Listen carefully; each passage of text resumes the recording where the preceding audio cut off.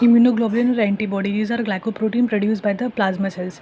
They are not founded like particularly at one place, but our immune system has ability to encounter the antigen or pathogen by producing these antibodies.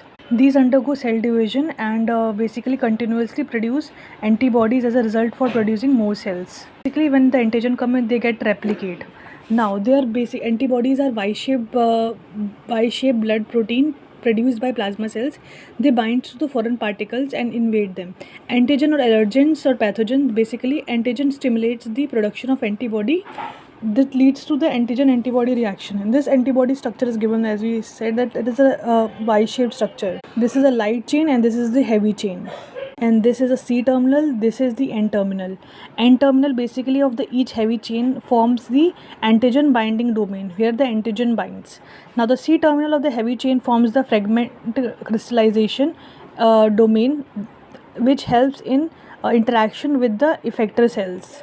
Now we had seen that there is pepsin cleavage site and this carbohydrate site. These both sites comes under the complement binding protein. This is the interchain disulfide bond between heavy chain and light chain, and this is the paparin cleavage site, and this is hinge region below that, like here. VL and HL is represent the variable region, and CN and CH represent the constant region. Constant region, variable region.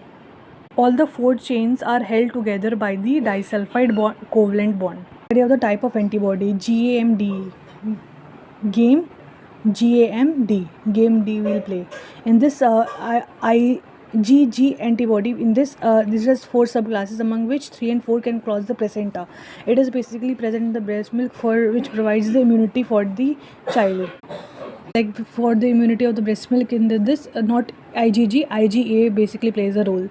It is usually found in the liquid such as breast milk, serum, saliva. As you know that it is found in the breast milk, and it helps the blood it helps the infant from protecting against a GIT tract infection.